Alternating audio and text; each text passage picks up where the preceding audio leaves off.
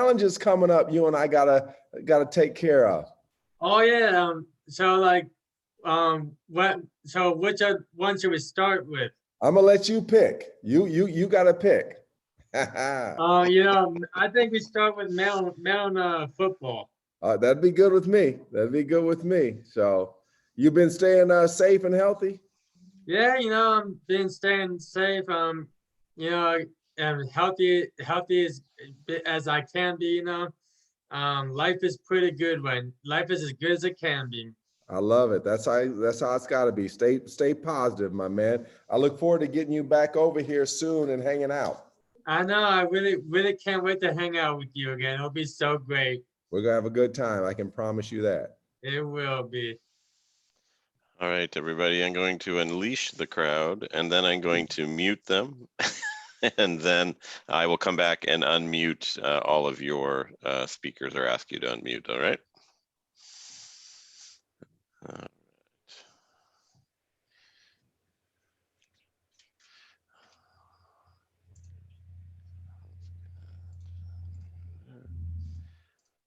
Here we go.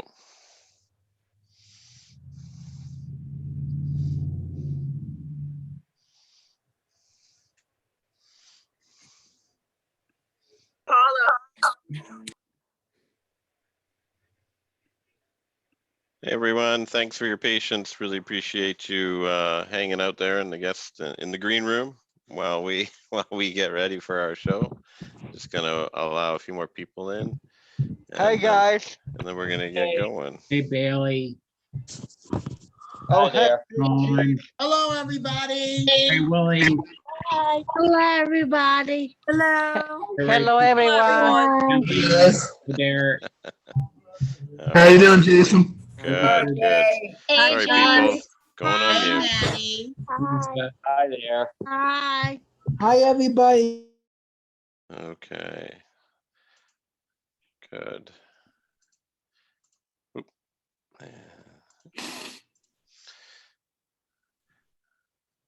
All right, everybody, welcome to the Justin and Jim Sports Show. We really appreciate you being here tonight, and we're looking forward to a great show. So I'm going to pass it off to RJ. Great, awesome. So tonight, the revolution of the Black athlete has grown over generations. It has seen athletes find their voices away from the competition. It's no longer just shut up and dribble. These athletes have a platform that reaches millions even away from sports. And it's one event that wasn't realized of its significance until years after and its impact. The 1966 NCAA National Championship between Texas Western and Kentucky. The cultural impact is unmatched.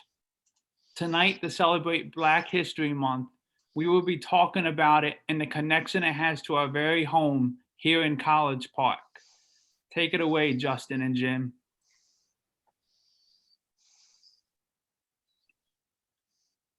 Good evening, and welcome to the Justin and Jim Sports Talk Show. My name is Jim Downs, and I am an athlete from St. Mary's County. I am proud to say I've been a Special Olympics athlete for 27 and a half years.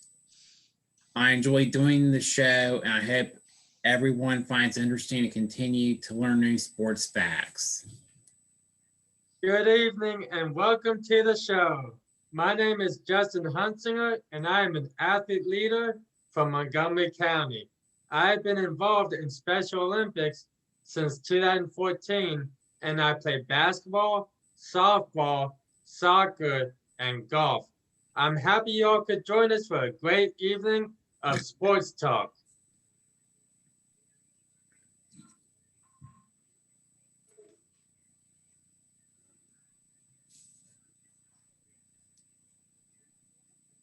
On March 19th, 1966, the Texas Western Miners went up against the University of Kentucky in the 1966 NCAA championship game, the most important game in the history of college basketball.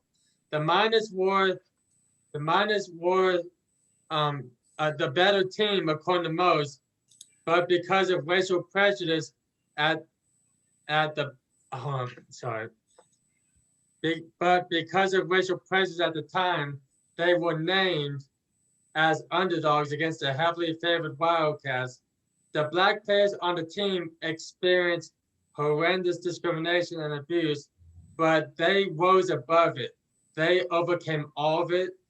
And during the championship game, Don Haskins made history by starting 5 Black players to prove a point that their talent was authentic. The 66 Texas Western Miners, they absolutely dominated Kentucky because they were more skilled, stronger, and faster. Don Haskins and the Texas Western Miners changed the game of basketball forever.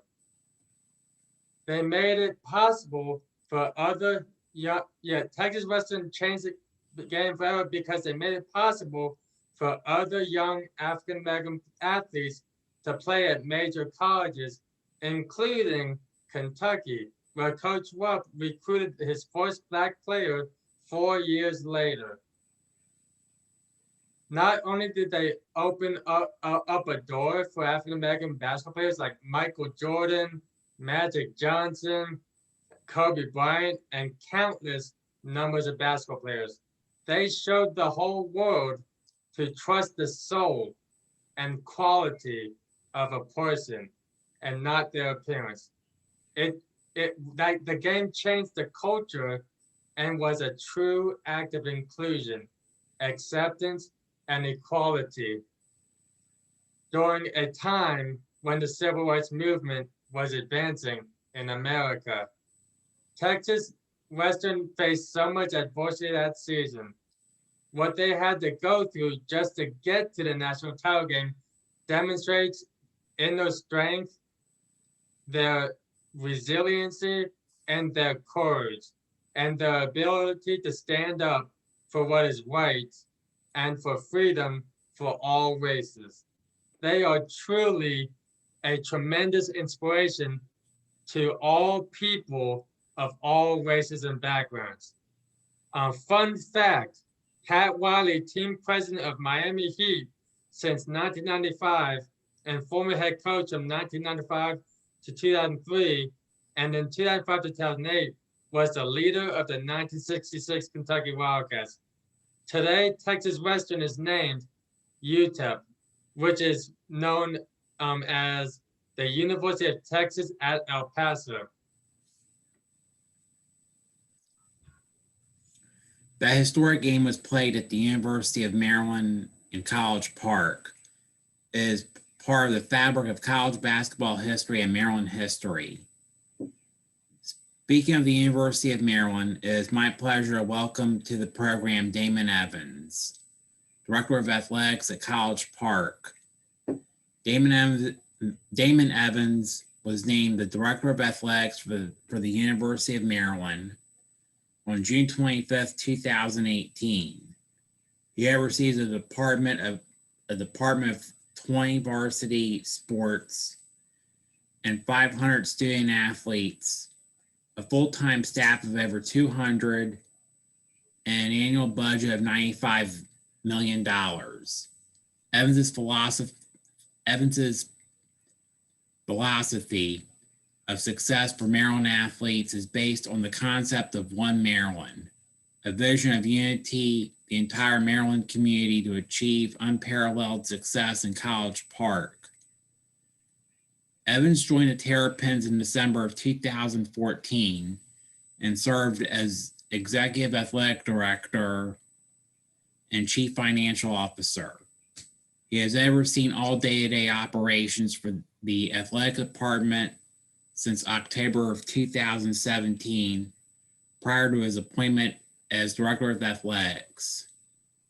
A 4-year starter on Georgia's football team, Evans played in 3 bowl games under legendary head coach Vince Dooley. He earned a bachelor's degree in finance in 1992 and a master's degree of education and sports management in 1994, both from Georgia. Welcome, Damon. Thank you so much, Jim. That was a great introduction. I really appreciate it. And Justin, I appreciate you. And it's great to be with all of you this evening. Thank you, Damon. It's always great to see you. You're an inspiration to the community and the Special Olympics, and it's always a pleasure getting to talk to you, man.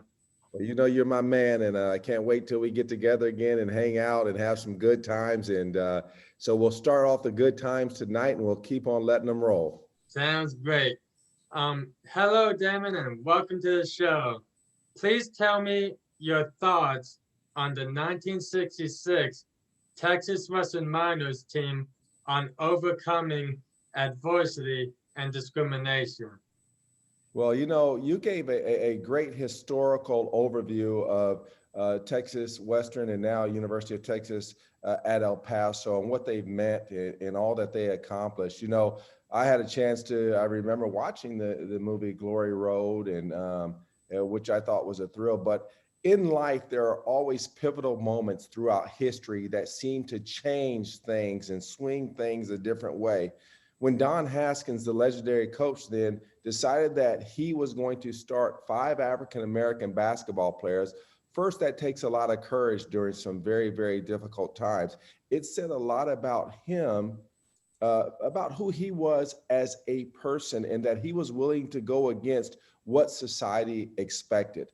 But he also sent a message to the young men on that team, how much he cared about them and how he believed in them, and how he felt that it's best to put those individuals who deserve to be on the court, regardless of their race, the color of their skin, or what have you.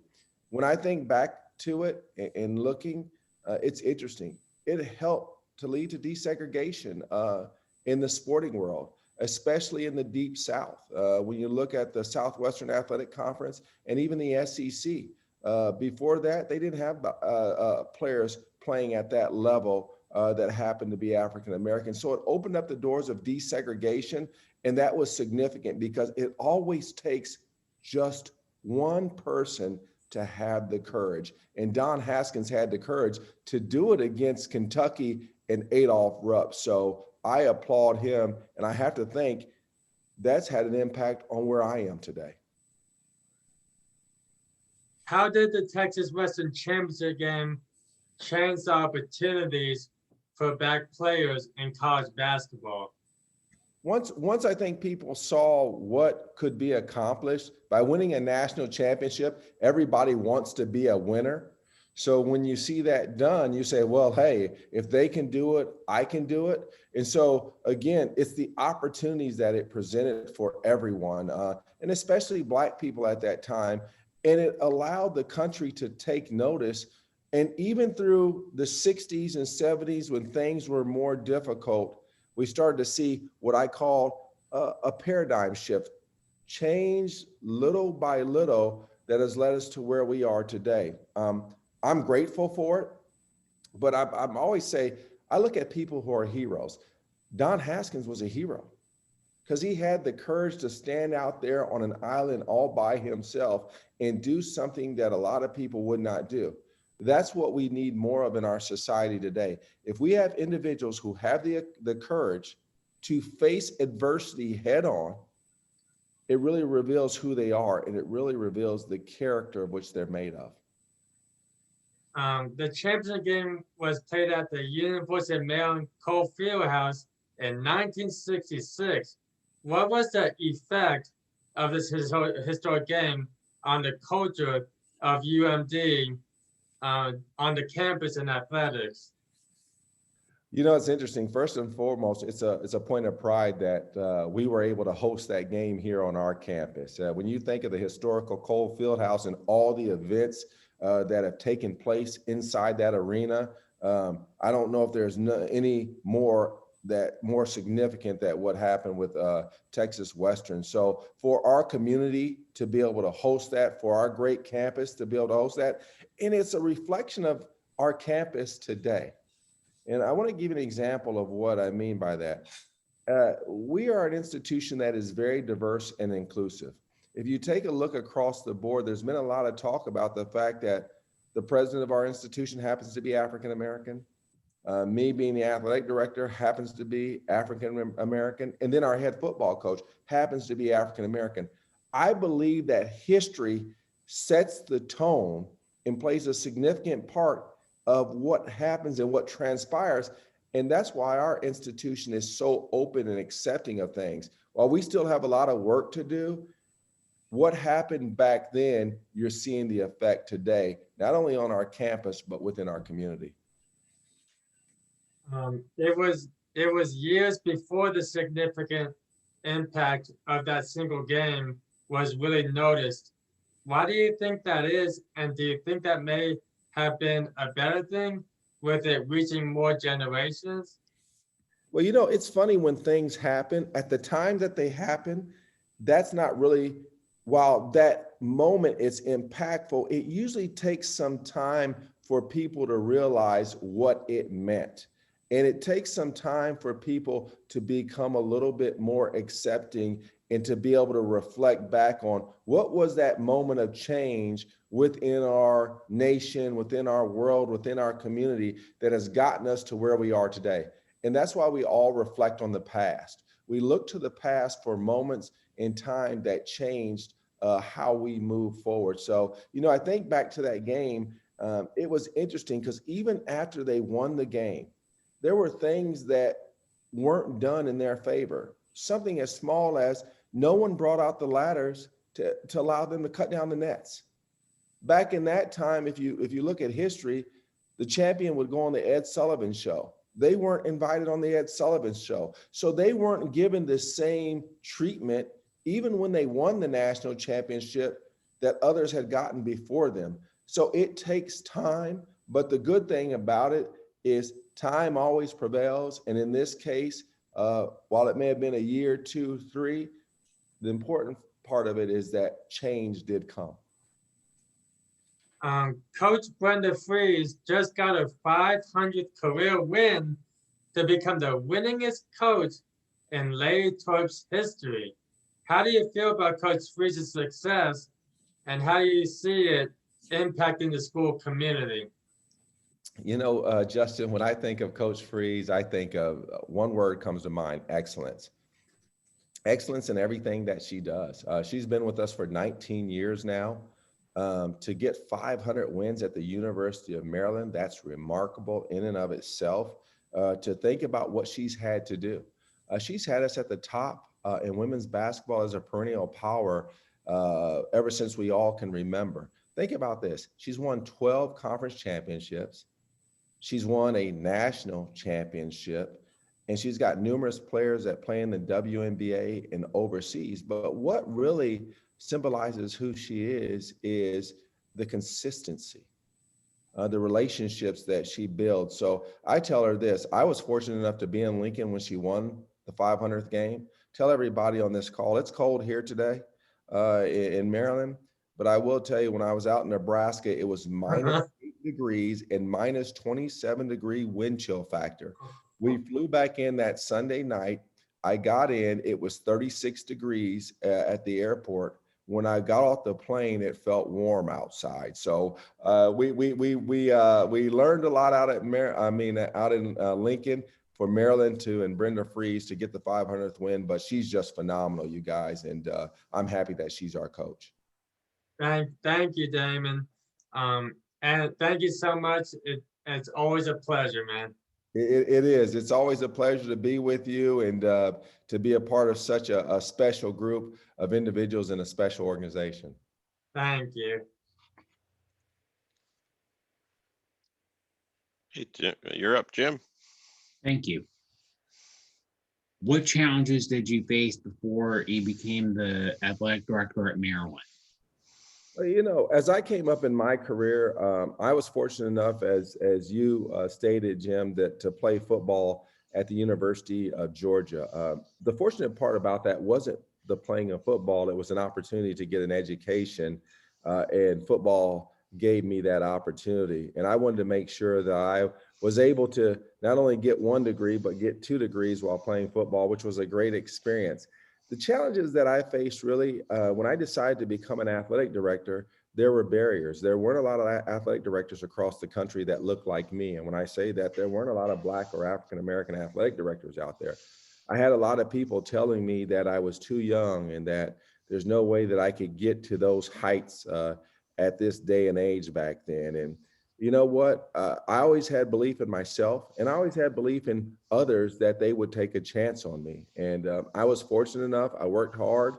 I was selected as athletic director at Georgia at a very, very young age. And people would always ask me, what was it like to become, how did I feel being the first African-American AD and back then the SEC? And I said this, and I'll tell you guys this, my goal was not to become the first African-American AD. My goal was to become an AD, but I understood the significance of being a Black man and getting the opportunity in that role. And my goal is to pay it forward to others and provide opportunities for others.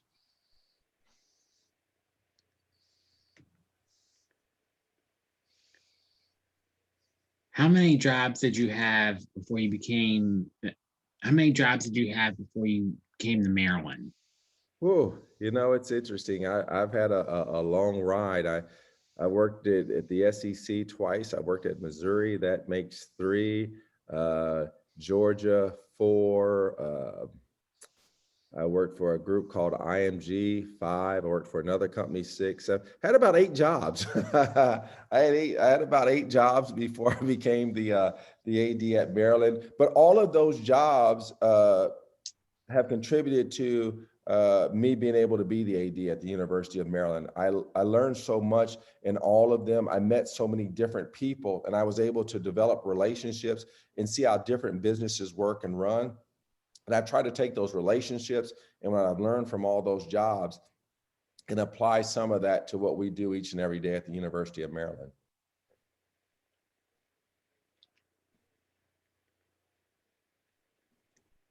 You were a 4-year football starter for the Bulldogs. Did your playing career help you in any way become a better athlete, better athletic director and leader in the business side of athletics?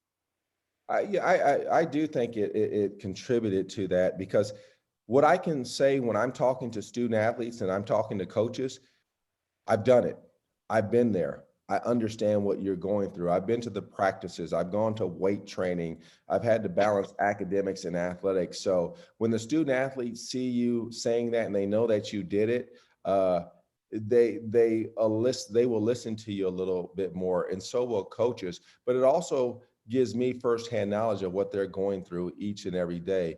And in the world of sports, and I think you guys know this, sports teaches us so many lessons, life lessons, you know, whether it's commitment, work ethic, dedication, how to get along with others. One of the best things that I like about sports, you guys, is this. There are so many people that make up a team that come from different backgrounds. Teams are so diverse, from ethnicity, race, religion, socioeconomic, what have you. But when we come together as a team, we all got one purpose, and we're able to set aside our differences, not really set aside, but utilize those differences to go out there for the betterment of the team. So playing sports was great for me, and there's no doubt playing football at the University of Georgia helped me get to where I am today.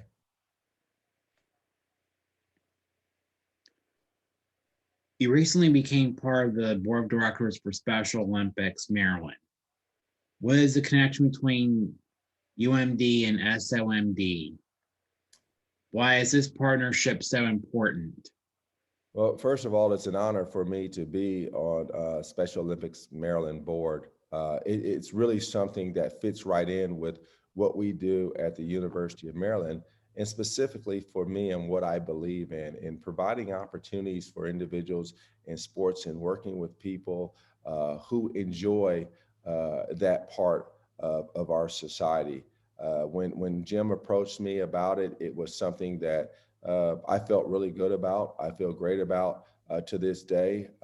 I've always wanted us at the University of Maryland to really focus in and have certain partnerships and align our partnerships and select partners that fit with the values that we have as an organization. And when you take a look at the values that we have at the University of Maryland, specifically in our athletics department, and the values that Special Olympics Maryland has, there's a lot of synergy there. And that synergy is important to me. And I'll sit here and say this, I got to give my man Justin credit. I got to know Justin over the years and enjoyed hanging out with him. And so when the opportunity presented itself, there was no way that I was going to say no, because I was going to get to work with a dear friend and have him help me and guide me through this process. So this is a wonderful organization with a great leader, and all of you here are amazing people because you back it so much. And I'm going to give all of my heart and soul to Special Olympics Maryland and do whatever I can to continue to help this organization achieve excellence. Why is it important to create relationships and keep them in the sports industry as you advance in your career? I think everything in life, I think relationships are so significant. I don't know if we can do anything without relationships. I'm a relationship-oriented person. I like to meet people. I like to learn about people. I like to understand people.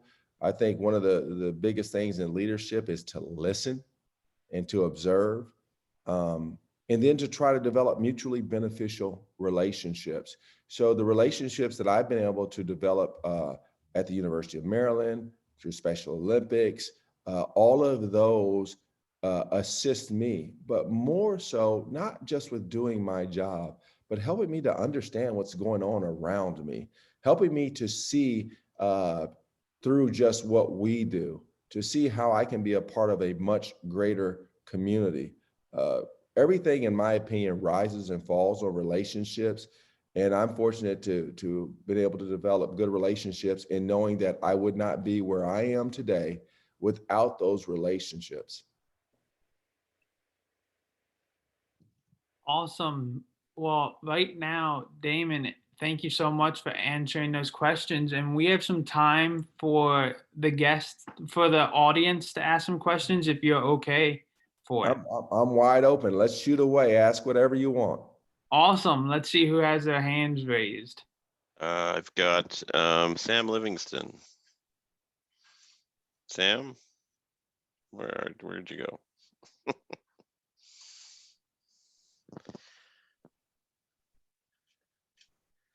Sorry, Sam, I gotta unmute you.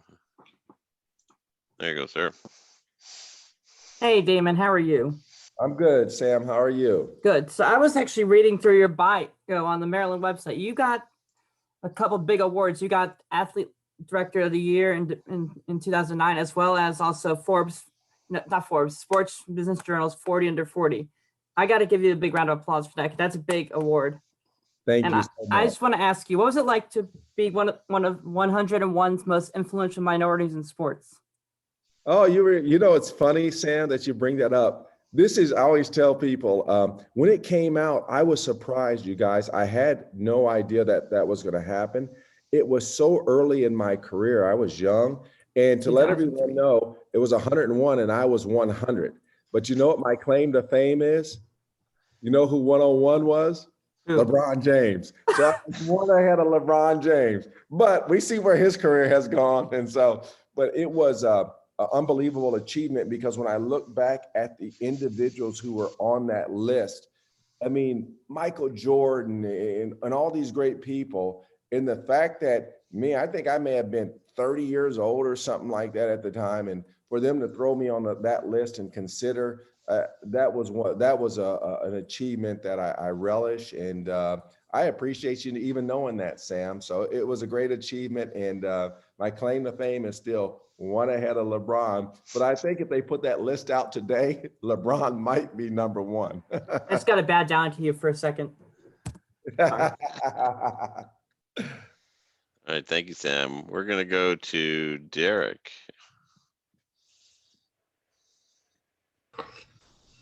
All right. So it's great seeing Damon, and so what are like your roles like during the game? Is it like and make sure that everything's going like smooth and stuff like that, like during one of the basketball games? Great question, Derek. It's interesting. We have so many sports going on, and we have a great staff of individuals who manage our game operations. I usually get an update before the game of what's going on. Really, the time where I get the most information is after the game to say how the game went off. Did we have any problems? But during the game, for me, if I'm at a basketball game, you guys, the majority of the time when I get to the game, I'm going around speaking to a lot of our donors. We talked about relationships earlier, going around talking to a lot of our donors just to see how they're doing, thanking them for all of their support. I usually up in our suite, we have a suite where we always host a group of individuals there. And so I'll go up there and I'll visit with them as well. During halftime, again, we have an area where I'll go visit with people. So most of my time, besides watching the game, is going around talking to people. Sometimes I'll go all around all the suites within whether it's football stadium or an Xfinity Center, and talking to people. The tough thing about that is I miss a lot of the games sometime. This year, it's been strange because we've been empty. There are no fans. So I've actually watched the games more this year than I have before, but I can't wait till we get fans back in the arenas. Thank you, Derek. We'll go to Elena. Hi, Damon. I first met you back at the December board meeting. I just want to say again, welcome to the board.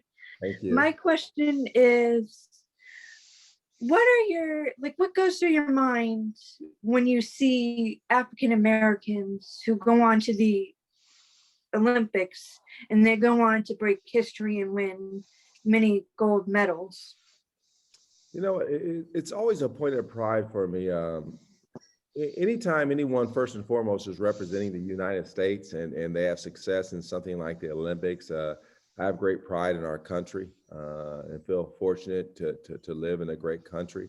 But when I see individuals such as African Americans achieve at a high level, I think you can point to, for a lot of African Americans, sometimes we don't think there's certain things that we can achieve. So the more individuals that are out there that we can point to that show that we can do it, that's important. And that's why I always talk to our student athletes about, I'm like, they need to see more people who look like them from an African American perspective so they can believe that they have a chance and that they can have great success. A lot of times when we have individuals that have gone on to have success, whether it's at the Olympic level or the professional level, I want to bring those individuals back to talk to our student athletes so they can understand their journey and what it took for them to get to those heights. So it's a point of pride, but also it's lessons learned. I'm always about education. How'd you do it? How'd you persevere? How'd you face adversity? How did you overcome? And I'll say this to you, Elena, I like to look at things as trying to be in the right frame of mind every time in order to get to where we want to be. Awesome. Damon, I have a question for you. First, I love that you graduated from an SEC school because I'm SEC built as well, University of Alabama. First, what was the transition like moving from athletic director from an SEC school to a Big Ten school? And how did you manage that transition? Well, it's interesting. The SEC and the Big Ten have a lot in common, but they have a lot of differences as well. SEC country is the best way to describe it. They are crazy, avid, fanatical fans down there when it comes to football. I mean, it's football is a religion down south. It's just amazing. Big Ten is similar, but just a little bit different. They're the two most powerful conferences in the country, and what I mean by that, they carry the most influence. The Big Ten and the SEC as it relates to Power 5 conferences and college athletics in general. In addition to that, both of those conferences generate the most revenue, and the Big Ten actually generates the most, and the SEC's is second. So a lot of similarities, different footprints geographically, but I really enjoyed both. And I think that I'm privileged to be able to say that I've worked in two really great conferences, and I love being a part of the Big Ten. The academic side of the Big Ten is significant. Big Ten basketball is just crazy right now. Big Ten football is off the charts, and then you start looking at lacrosse and field hockey and soccer and everything. One of the biggest differences, it's colder here. Thank you. Thank you for that. Thank you. All right, thanks, RJ. We're gonna go to Joe Wu. Joe. Hey, Damon. Hey, My Joe. name is Joe. I'm your total fan. I'm Maryland University fan. My couple family go to University of Maryland. All right. Also, I think so. My next we would like to go to play your basketball team, University of Maryland basketball team. He's right now he graduated looking for school, and Okay. probably he choosing the University of Maryland. I said I'm gonna looking for you. I like it. I let you help me a little bit because he's a good basketball player. He's 6-point player. I saw him play very well. Well, you know what? Tell them to come on over. Tell them to come on over. And we always have tryouts in our basketball program. And, you know, we've got a lot of guys who've made the team. You work hard. You never know what's going to happen. Maryland has great athletes out there, and you just got to bring your A game and be prepared. Thank you, Joe. David Godoy, you are up. My question will be, are there some of the players who happen to be bilingual and for the men's basketball team or the women's basketball team? Maybe they speak a little bit of Spanish and English? Well, you know what, David, it's good to see you, my friend. I remember the last time we got together, so I'm glad to see you again. I think that's a very good question, and I don't know. I would assume that some of our kids are taking an additional language, but I don't want to say for sure if they're bilingual, because I think it takes a lot to be bilingual. But you know what I'm going to do? I'm going to find out and see if we do have anyone on the men's or women's basketball team, and I'll follow up with you. But I think it's a good question, and I think it's something that is important. I will say this to you. I've been trying to teach myself Spanish for a while, and I got a long ways to go, my friend. All right. Well, Damon, David offers a beginner Spanish class every Friday at 4 p.m. if you want to join. I might need some help. There's no might about it. I do need some help. All right. I'm on that app called Babbel. Thomas Smith, are you ready?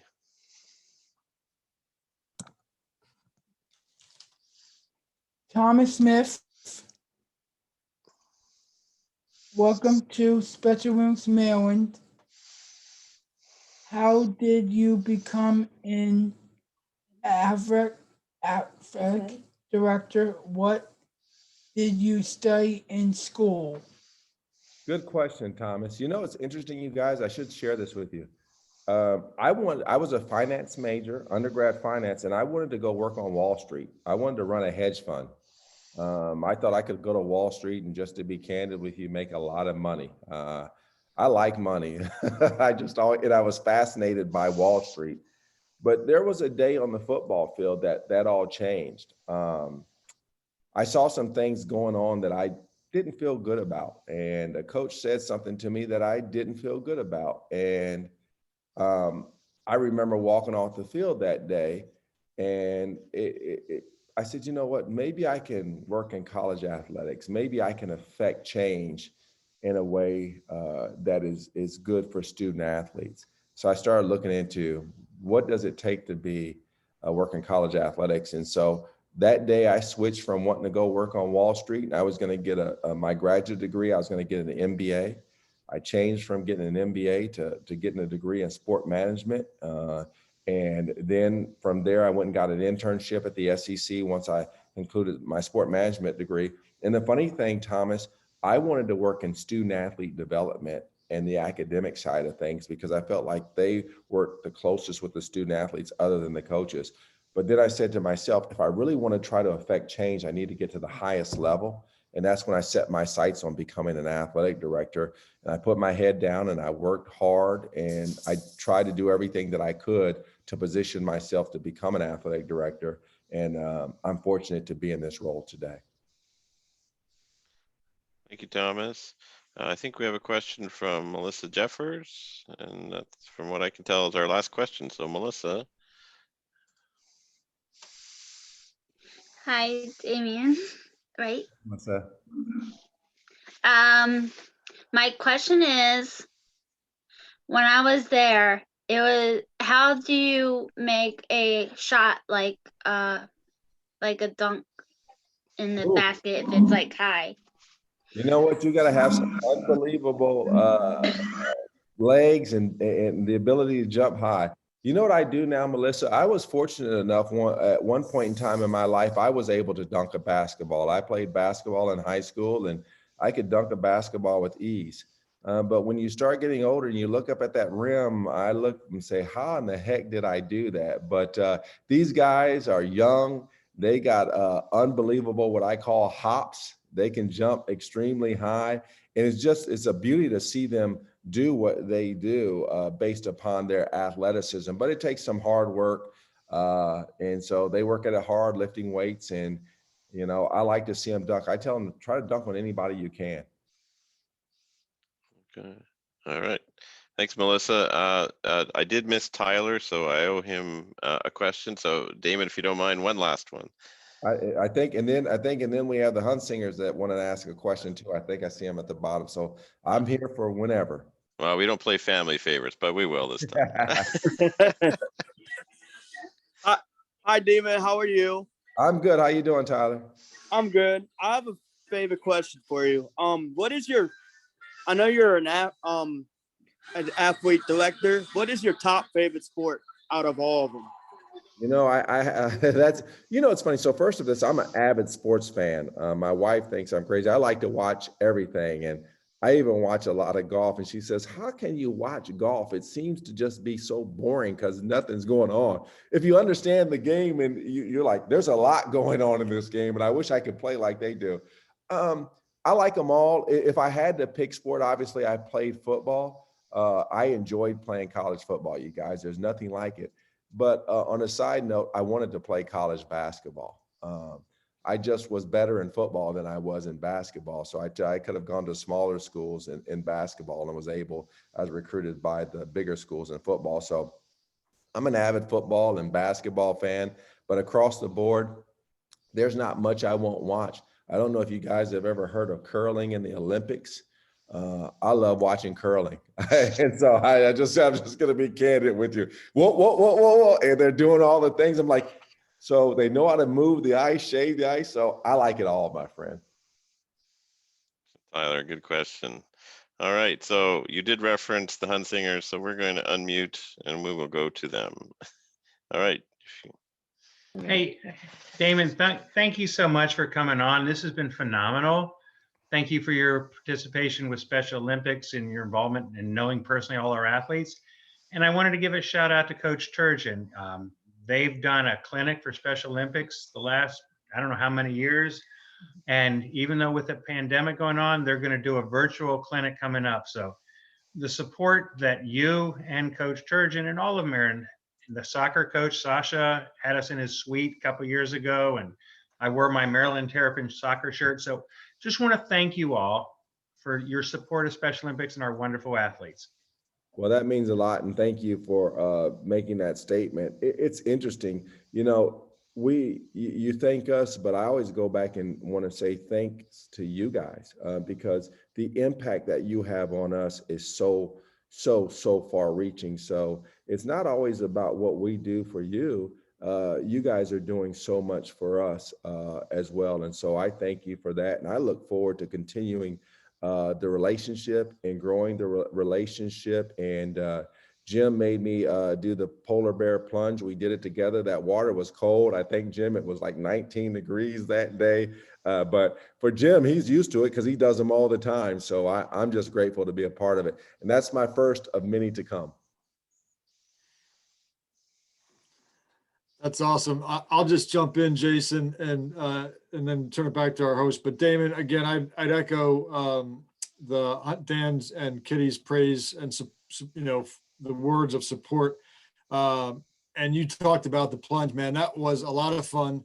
And I definitely look forward. We're going to have to get Coach Locks out because he said from the balcony he was going to do it in the Bay. So we're going to get him to Chesapeake Bay next year and get him in the water. Yeah, we got him. We have to. 100%. If it's we get his players dragging him into the water, man, we'll get him in there.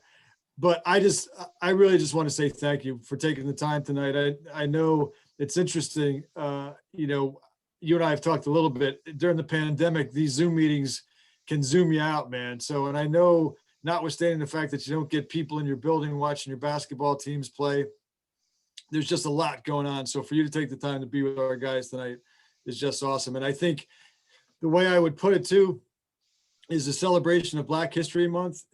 We got you as a great guest, and Jim and Justin, you guys did a great job, and RJ. So thank you for your commitment to our athletes. And it's great to see so many athletes on this evening. Just really appreciate you taking the time. And we have to finish with. I love it. Terps. Go Terps. Go Terps. Thanks for having me, you guys. I look forward to seeing you soon. We're going to have some good times together. If you ever need anything, you know where to find me, and I stand ready to assist you at any time. Great. Thanks again, Damon. Really appreciate your time. Justin and Jim, anything for Damon before he goes? Or he's welcome to stay around for Jim's Terp trivia if you want.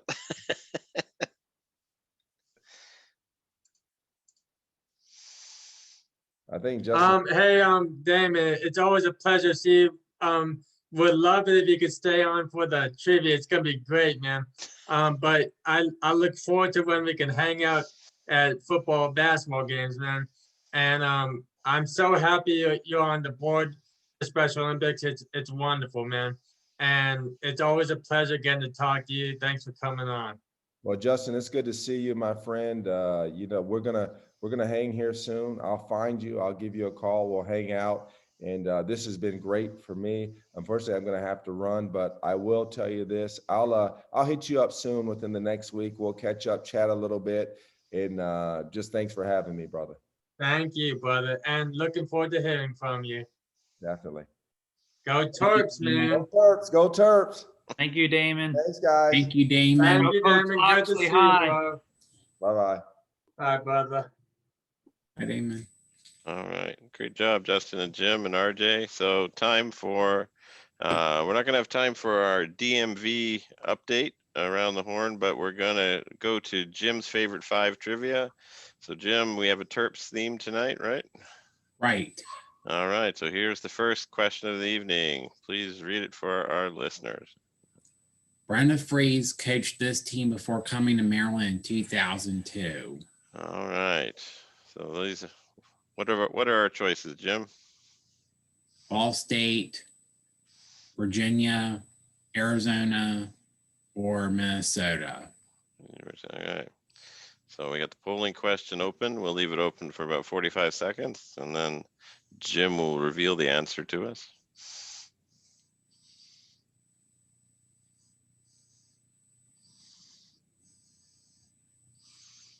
All right, 5 more seconds.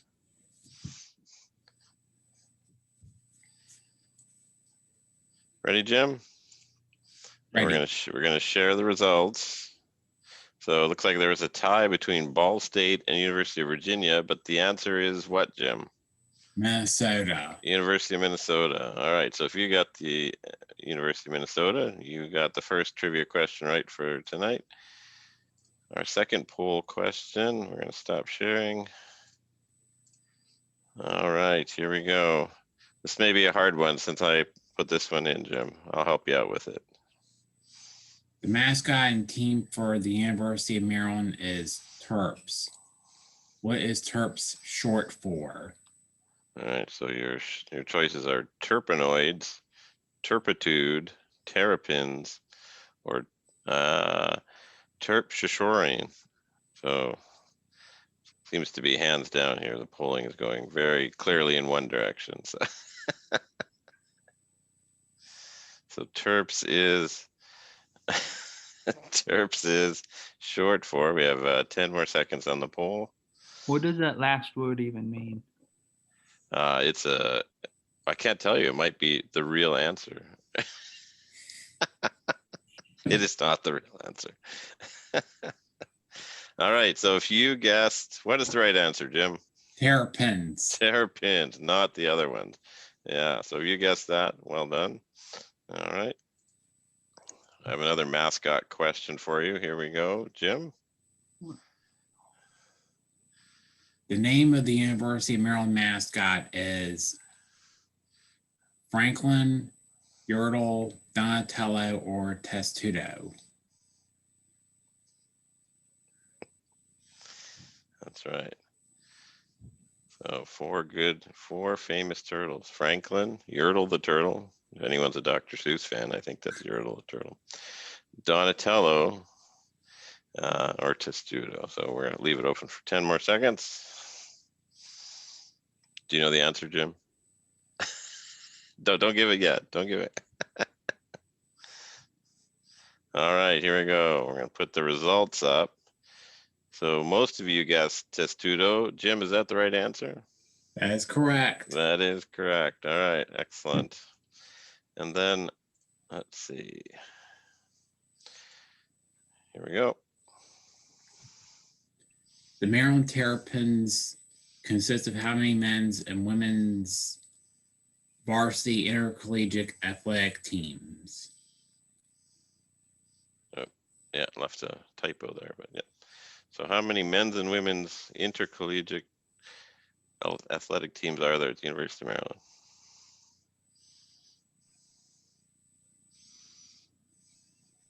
All right, we'll leave it open for 10 more seconds. Oh, this is a close one, Jim.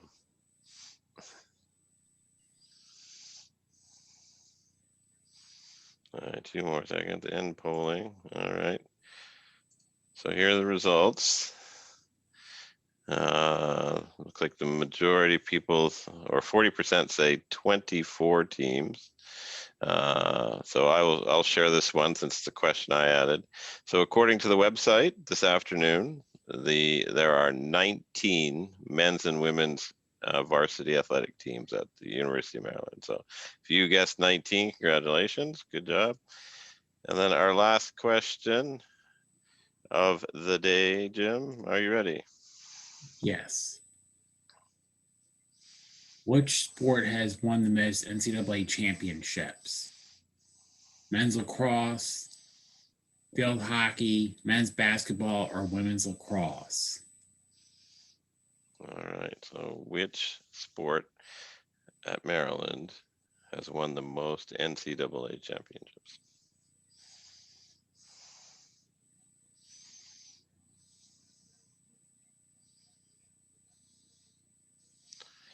All right, we'll give you another 10 seconds on this one.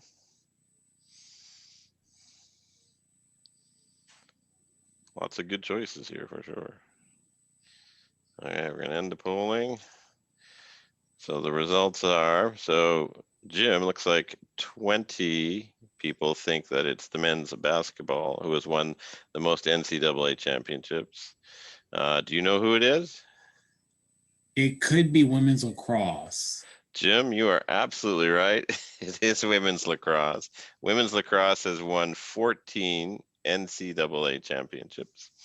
So they are the most decorated for national championships at College Park. So there we go. Terp trivia. Jim and Justin, you ready to take us home now? Yes. Yeah, well, Jim, I'm ready after you, man. Well, I hope everyone enjoyed the show and continues to join us. We will be back on March 4th. Have a good night and be safe. This is Justin with the Justin and Jim show on Zoom. Hope you all enjoy your evening and keep following us on our Zoom show. Thank you so much. You guys were great. Hope you join next time. All right, thank you both. You've been enjoying the Justin and Jim Sports Talk Show. Join us in 2 weeks on March 4th as we talk more about sports in the DMV and at Special Olympics Maryland. And thank you to all who joined us tonight. Thank you, everyone. Thank you.